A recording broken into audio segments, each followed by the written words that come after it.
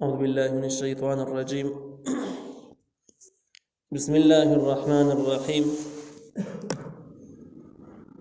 ثم أتبع السبب حتى إذا بلغ مطلع الشمس وجدها تطلع على قوم لم نجعل لهم من دونها سترا. سورة الكهف 19 نمبر آیات تھی. و دې 19 نمبر آیات کې د ذوالقرنین دویم سفر ذکر کیږي. اولنی سفر احوال تاسو واوریدل چې دغه مغربي ملکونو ته وشو او مغربي تمام ملکونه یې فتح کړل او هغه ځګین ته ورسېده چې کوم د انسانانو اخري آبادي وه او د هغې احوال تاسو واورېدل. دویم سفر چې کوم دی نو هغې مشرقي طرف ته شروع کړو او مشرقي سفرو کې هم هغه ځګین ته ورسېده چې بس د انسانانو اخري آبادي او نور آبادي د وړاندې نه وه. نو الله تعالی وایي ثم اتبع السبب، بیا روان ورپسې شو په یو بله لار باندې، یعنی دوی په دې مشرقي لار باندې روان شو د فتوحاتو دپاره، د اسلامي نظام حاکمولو دپاره چې څوک کافران او باغیان دنیا کې پاتې نشي. حتى اذا بلغ مطلع الشمس وجدها تطلع على قوم لم نجعل لهم من دونها سترا. تر هغه پورې چې دا ورسېدو زید راختلو د نور کوم ځای کې چې نور راخېږي، یعنی دا مشرقي طرف ته اخري آبادي و، نور آبادي خوا نور نه وه. وجدها بیا موند دا نور تطلع چې راخېږي على قوم په داسې قوم باندې لم نجعل لهم من دونها سترا چې موږ نه د ګرځولې د هغوی دپاره بغیر د دغې نور نه سترن بله پرده. یعنې دا خلک داسې ژوند تېراوه چې د نور د پناه کولو دپاره یې څه پرده نه لرله، نه آبادۍ وي، خیمې وي، نه جامې وي، دغه شان پر ډاګه باندې زناورو شانته کې ژوند یې تېراوه. او د دغه نور د پناه کولو دپاره دوی سره هېڅ قسم اسباب وسایل دوی نه استعمالول. داسې خلکو یعنې خیمې هم نه وي، کورونه هم نه، نور وسایل، جامې، هېڅ شی نه پېژاندو، دغه شانتې وو. کذلک دا واقعه هم دغه شان ده. کذالک د مخکینی واقع تصدیق ته اشاره ده چې واقع هم دغه شانته کې د خلک داسې وو. وقد احطنا بما لديه خبره، یقینا موږ ته معلوم دي هغه څه چې د ده سره وو، موږ قابو کې راوستلي دي هغه څه چې د ده سره وو، خبرن په معلومولو کې، په علم کې. یعنی الله تعالی وایي د ذوالقرنین سره چې کوم څه ورسره وو، کوم وسایل اسباب، نو موږ د هغې پوره خبر په قابو کې راوستی دی. یعنې موږ د پوره خبر یو چې څه ورسره وو، کوم قسم وسایل ورسره وو. نو دا اشاره دې خبرې ته چې دا واقعه الله تعالی ته تفصیلي معلومه ده. دې کې د تاریخ مطالعه کولو ته ضرورت نشته دی، لیکن دې ځکه کې هغه جزئیات ذکر کېږي چې کوم ضروري دي، چې کوم ضروري نه دي، هغه پاتې کېږي. دې ځکه نه دا واقعه هم دومره ذکر شو، د مشرقي ملکونو واقعه دومره ذکر شو. او دې ځکه کې دا خبره چې دا خلکو ته چې دی ورغې چې هغوی جامې، کورونه، هېڅ هم نو، دا شان ژوند یې تېراو. کېدای شي ابو هوا به نارمل و، یخني به هم نه کېدله، یا به ګرمي هم دومره زیاته نه وه. بیا د دې سره ذوالقرنین څه چل وکړو، هغه بحث قرآن کې نشته. تفسیر بحر محیط ذکر کړي دی چې دغه خلک هم کافرانو او ذوالقرنین دوی سره هغه رویه وکړه چې کمې د مغربیانو سره کړې وه، چې کوم ایمان راوړ هغه پاتې شو، چې کوم نه وړ هغه یې قتل کړه، ویې وژلې. دا مضمون چونکې وړاندې د مشرقیانو سره تېر شوی دی، کوم چې مشرقي ممالکو، کوم چې مغربي ملکونه و، هغه مغربي ملکونو سره دا مضمون تېر شوی و، نو په مشرقي ملکونو کې هغې ذکر ونه شو. په دې وجه چې قیاس سره پخپله معلومېږي چې وړاندې د مغربیانو سره څه شوي دي، هغه د مشرقیانو سره مو شو. نو قصه په دې وجه مختصر شو، ځکه چې په قیاس سره معلومېدلی شي. نو هغوی سره داسې شو د مغربیانو سره چې کافران دې ووژلی شو، اول دعوت ورکړی شو، بیا د کافران ووژلی شو، مسلمانان پاتې شو. دلته کې په مشرق کې هم دغه شانته کې چل وشو. ثم اتبع سببا، بیا روان شو ورپسې شو سببا په یو بله لار باندې. دریم سفر یې شروع شو. دې دریم سفر کې قرآن صراحتا نه دی ذکر کړی چې کوم طرف ته سفر شروع شو، لیکن تاریخ او تجربې نه معلومېږي دا چې دا سفر شمال طرف ته و، ځکه چې شمال طرف ته کې آبادي ډېره زیاته ده. نو دا عقل هم راخلي چې آبادي سیوا وه، نو د سفر به هم آبادي طرف ته شوي، ځکه اسلامي نظام حاکمول او فتوحات د په انسانانو باندې خلق کوي. نو چې کله انسانان چرته کیږي مغز کې تک بکاري نو معلومیږي دا چې د شمالي سفر دی. بیا تاریخي کم شواهد چې دي هغه هم د دې خبرې تایید کوي چې دا سفر شمال طرف ته وشو. حتی در هغه پورې اذا بلغا چې دا ورسېد بین السدین منځ د دوه غرونو ته. سد چې کوم دی په عربی کې دا پردې ته ویل کېږي. هر هغه شی چې بل ته یو څه رامنې کې یو شی نه پرده جوړي نو کدا بیا دیوال یو کدا غار یو کدا هر څه چی او کدا کپڑے پردې ټول ته سد ویل کېږي. دې ځکه کې د دې سدین مراد دوه غړ غرونه دي. ذوالقرنین یو دې ځکه ته ورسېدو چې دوه غړ غرونه د دې په منځ کې غړ کنډاو د دې غرونو نه دی خو طرف ته ځنې خلک اوسېدو. قرآن کې اوس ذکر روان دی او دغه خلک داسې وو چې د هم داسې وحشي خلک په خبره باندې نه پوهېدو. د دوی سره لیکل او لوستل او دغه شان د کې زبان د دې مهارت یې بیخي نه لارو. دا خلک راغی په یو طریقه باندې په یو محنت باندې راغی. ذوالقرنین ته په ذریعه باندې خپله خبره وړاندې کړله چې پوهېدل به ډېر ګران و چې دې غر نه اخوا دوی دو غرونو نه اخوا یو قسم له مخلوق اوسېږي جوج او ماجوج اوسېږي پښتو کې چې د زوزي مازوزي وایي او دغه به دې کنډاو باندې راوړي حمله کوي او ډېر سخت نقصان کوي بیا واپس ځي. ته داسې کار وکړه چې تا لار هله بنده کړه. نو دې ځای کې دغه واقعه ذکر کېږي. الله تعالی وایي حتی در هغه پورې اذا بلغا چې تر دې چې ورسېدو ذوالقرنین بین السدین منځ د دوه غرونو ته منځ د غرونو کې یو کنډاو واقع ځان ورساو. وجدانو بیا موندو من دونهما د غرونو نه دی خوا قوما داسې قوم لا یکادون یفقهون قوله چې نږدې نه و چې پوه شي پس خبره باندې یعنی پوهول خو لویه خبر ده خو پوهول ته نږدې کېدل یې مشکل و. دې نه داسې معلومیږي دا چې دوی د ژبې نه وایي زده ژبې مهارت یې نه لارو او دوی هم د عامو حیوانات غوندې کې وحشیانه زندګي تېروله. د انسانانو چې کوم لیکل لوستل دي خبرو طریقې کار دی هغې سره دوی بلد نه و ناشنا و. قالو دوی ویل یا ذوالقرنین ای ذوالقرنین په څه طریقه باندې ذوالقرنین ته بس پیغام وړاندې کړو. دې کې چې څوک هوښیار ماهر څوک به و. ان یأجوج و مأجوج مفسدون فی الارض یقینا یأجوج او مأجوج ورانه کوي په ځمکه کې. دوی به راختل مړي به کول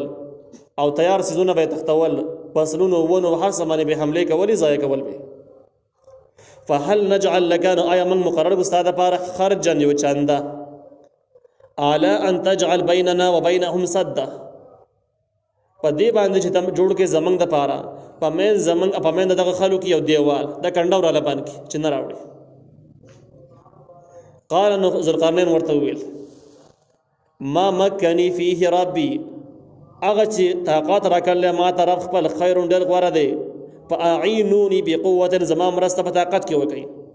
یعنی ابرادی قوت کې زما مرسته وکړي مالی قوت کې زما مرسته مکوي مال زما سره شته. اجعل زب وګرځوم بینکم سپمن تاسو کې او بینهم وبین د هغوی کې راتمن یو دیوال به جوړ کړ. خدا سره ذکر وکړي د مټو خواري مهنت کې رسلاس وکړي ابرادی قوت کې رسل مرسته وکړي او مالی قوت زما سره خپل پوره دی. د ځکه کې د یاجوج او ماجوج بحث راغی چې یاجوج او ماجوج څه شي. نو دومره حدا پر خدا معلومه ده چې دا د نوح علیه السلام په اولاد کې دي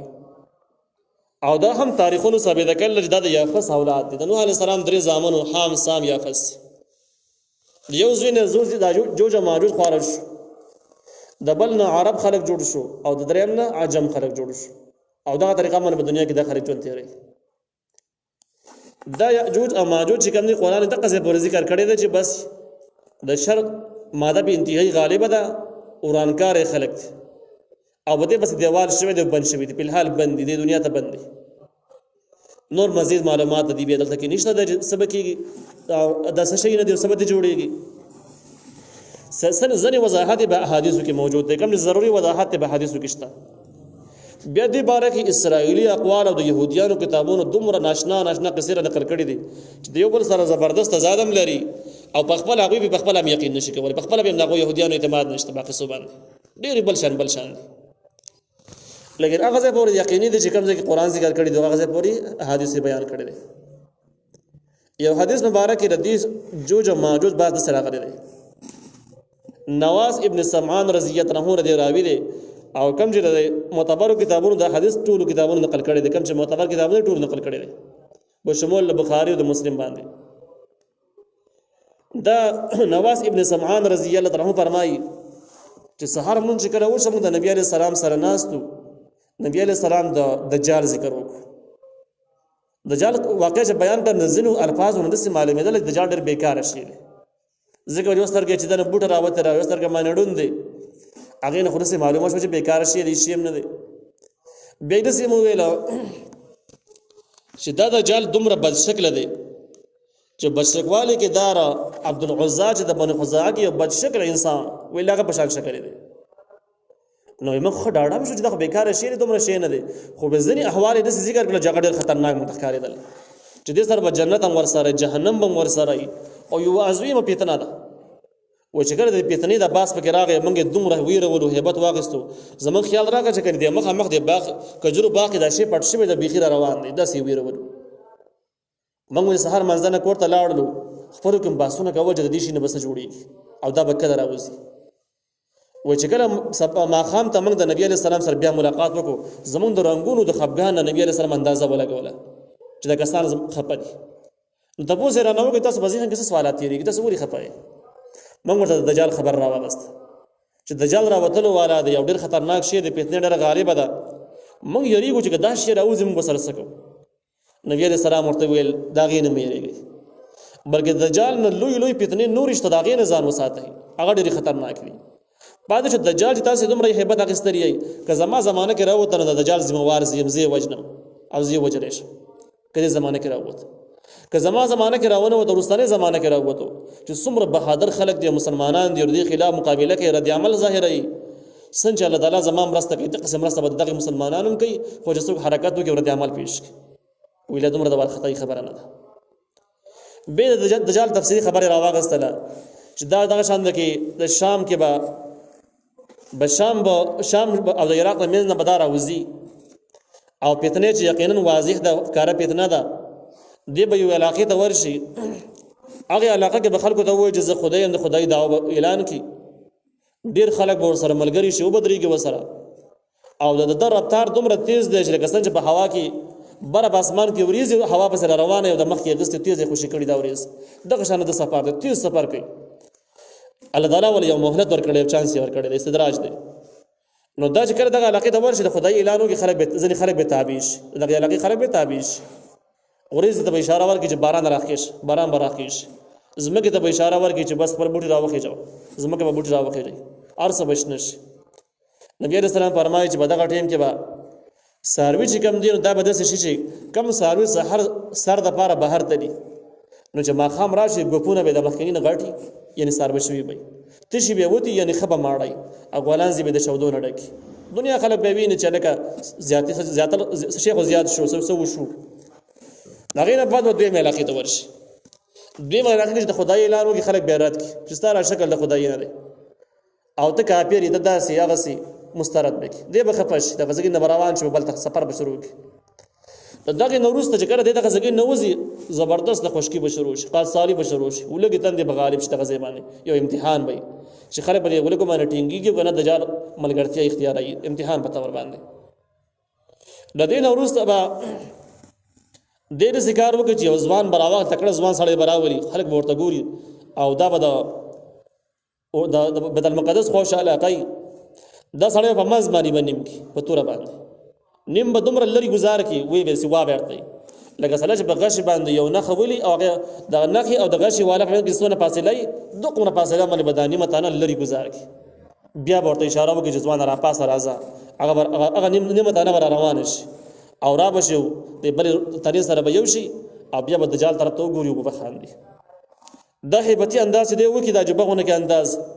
نو بده مینس کې د شام په علاقه کې په یو سپینه مناره باندې عیسی علیه السلام داسې انداز باندې راکوشي چې په دوه پرشتو باندې به لاسونه اړولي او دغه د سر به داسې چې کله به د سر لکته کینو د بو ساس کې به دښکته وشي شکل نه کې بیا به د شاته ساس کې وشي یعنی داسې معلومیږي چې تازه غسل کړي داسې انداز باندې وي. باب اللوت چې کوم بیت المقدس کې او علاقه د خار د بدینو باندې وسمه بعد دی دغه په دروازې ته بزان را ورسي او دغه ته به دجال مړ کی شکر دجال مړ کی دغه نه بعد چې کوم خلک پاتې شي عیسی علیه السلام به د ډېر مینې او د محبت په اندازه باندې د خلکو په دې مخونو لاس راکاږي مخکې به روان شي او په دې منځ کې چې لږه ورځ به تېر شي هغې نه لږه ورځې به تېرې شي الله تعالی به عیسی علیه السلام ته وحي وکړي چې یو بل زبردست قوم رازادوم او هغه دومره زورور قوم دی چې هېڅوک یې د مقابلې وس نه لري ته داسې وکړه چې خپل ملګري کوهي تور ته وخېژوه عیسی علیه السلام خپل ملګري کوهي تور ته بوځي هلته به پناه واخلي باقي مسلمانانو به خپلو قلاوونو کې به خپلو محفوظ ځایونو کې پټ شي او په دې منځ کې به دا شیزونه آزاد شي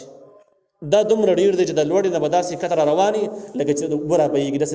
رابهېدو په شان باندې به را روانې ته به راخوېږي یا رابهېږي د پاسه نه دومره به ډېرې بحر طبریه یو بحر دی هغې ته به ځان ورسي نبي علیه السلام وایي د دې اول سر چې راشي دغه دریاب به پاک وسکي اخري سره چې راشي نو اخرني کسان به وایي چې یاره یو زمانه پر دریاب دې ځای کې چېرته اوبه بهېدلې لیکن اوس نشته بوټي هر څه به د مخې سره خوري مخکې به روانې بیا دا خلک چې کله دنیا ډکه کړي نو د دې نه وروسته چې کوم مسلمانان دي به د کورونو کې پناه اخیستله کوهي تور کې پناه اخیستله دا مسلمانانو سره به د خوراک سامان کم شي او داسې غربت به راشي چې د غویي یو سر چې کم دی نو دا په 200 دیناره باندې به خلک اخلي خو پیدا کېږي به نو یعنې دونه به هر شی ګران شي عیسی علیه السلام به د الله تعالی نه سوال وکړي چې الله پاک دا مخلوق د دنیا نه مخ نه پناه کړه په دې باندې به یو مرض ولګي او بایي مرض به ولګي او دا خلک په کم ځای باندې د پاغه ځای باندې بمړ شي چې کله دوی مړ شي د خلک به راکوشي د کوی دور نه به راکوشي مسلمانانو د کورونو نه راوځي خوشاله کونه دا شی نه بمړی یو ډېره زیاته بدبویي به او لیس ځمکه به داسې نه خالی چې باغې باندې دغه شي لاش پروت نه هر څه به لاشونه ډک به بیا به د دې بدبویي ډېره زیاته شي عیسی علیه السلام به بیا الله تعالی نه سوال وکړي او دې ټیم کې به یو قسم له مرغان راشي د هغې دا سټونه د وخانو سټونو په شانته کې دي او نقا ورته ویل کېږي لکه ډینګان یا بتي په دې انداز باندې مرغان دي چې دا د اوسه پورې نشته په هغه زمانه کې به را پیدا کېږي هغه به دا شیزونه راوچتوي دا لاشونه به اوچتوي د سمعان رضی الله عنه په روایت کې دا بیا نشته چې کوم ځای ته به وړي خو لیکن ځمکې نه به لري او په نورو روایاتو کې دي چې دا به ویسي دریاب ته به واچي دنیا به وزګار چې د هغې نه بعد به ټوله دنیا باندې یو زبردست باران وشي او د هغې نه بعد د عیسی علیه السلام دغه زبردست حکومت څلوېښتو کالو پورې به دا ناپیز په دې کې د عبدالرحمن ابن یزید رضی الله عنه روایت کې دا هم دي چې ټوله دنیا ونیسي بیا فلسطین ته چې کله لاړ شي دا جوج او ماجوج چې کله ته ورسېږي نو جبل الخمر هلته کې یو غار دی دې غار ته به بره وخېږي ډېر زیات غرور تکبر به دا خلک کوي یو شریر خلک دی او دوی به ووایي چې ځمکې کې چې کوم څومره انسانانو موږ ختم کړي شته نه اوس دنیا بیخي زموږ په کنټرول کې ده لیکن اوس کوم چې آسماني مخلوق دی هغه وژل غواړي ولې دغه ځګین نه پورته غشي وشتل شروع کړي اسمان طرف ته یو غشی به د الله تعالی په قدرتونو باندې بیرته راشي په اینو باندې بلک رنګ شوی دوی به ډېر خوشحاله شي چې بس آسماني مخلوق هم ختم شو په غشو باندې ولګېد دغه قول چې کوم دی پر سمعان پر روایت کې نشته او د عبدالرحمن ابن زید پر روایت کې دغه مستنی اقوال موجود دي دغه حدیث نه معلومیږي دا چې جوج او ماجوج هم د قمر شیزونه دي بس دین اخو تاریخي اقوال د يهوديانو او اسرائیلی کوم اقوال چې دي هغه په کتابونو کې هغه ډېر عجیب دي کوم چې تفسیر قرطبی نقل کړی دي او تفسیر مریم قرآن باغ معنی هم ډېر ځای پورې بحث کړی دی لیکن څوک چې مطالعه کوي اردو پښتو کې ملاوي ځان له مطالعه کوي دومره حدا پورې ضروري مضمون موږ ذکر کوو نو دې ځکه کې داخله براشي او د ذوالقرنین ته به وایي چې داسې کار وکړه چې زمونږ او د منځ کې پرده جوړه کړه د کنډاو را لبان کړه او موږ مطالبه دي چې چانده هم جمع کوو پیسې در جمع کوو دی به ورته وایي چې بس داسې مه کوئ چانده به را جمع کوئ ما سره مال دولت ډېر دی لیکن زما مرسته وکړئ په قوت سره افرادي قوت ځوانان چې څومره در سره دي هغه راولئ زما سره صرف کار وکړي نو بیا به ورته ووایي چې بیا ورته وویل چې آتوني راوړئ ماته زبر الحدید صادرې د وسپنو زبر دا صادر ته ویل کېږي ټوکړې ته ویل کېږي دلته د وسپنې عامې ټوکړې مراد دي کوم چې د خښتې په ځای باندې او د بلاک په ځای باندې خلک استعمالوي نو دغه شان کې وسپنې راوړي چې هغې نه یو دیوال شکل پورته جوړ کړو په دې ځکه کې دا ښکاره خبره ده چې په دې دیوال کې به د یوازې د وسپنه نه بلکې نور به هم ډېر څه لګېدل د هغې ذکر قرآن نه دی کړی لیکن وسپنه به دغه علاقه کې کمه وه او دې را پیدا کول مشکل و ځکه دا خو وحشي خلک مخکې موږ وویلو چې دا د انساني صلاحیتونه د دوی ډېر ناقص کم نو دوی وسایل کم ځای نه پیدا کولی شو نو دا څیزونه په هغه کې محدود نو الله تعالی د هغې ذکر وکړي چې ذوالقرنین ورته وویل چې اوله وسپنه راوړئ چې وسپنې نه دیوال شروع حتی در هغه پورې اذا ساوى بین الصدفین چې ورسیږي برابر شي دا وسپنې بین الصدفین من د دوه غرونو سرونو کې صدف د دوه غرونو سرونو ته وایي چې دا دیوال دا وسپنې والا دیوال دا د دوه غرونو سرونو ته ورسیږي چې د کنډاو ختم شي قال انفخوا بيول پوکی وکي د دې لاندې ور بل کړو هغه ور ذکر غونه شو د پوکو کور نه پخپل معنی او دا اذا جعله نارا معلومی کې دا چې لاندې دي دا خډیر زیاته کویلا وختلی و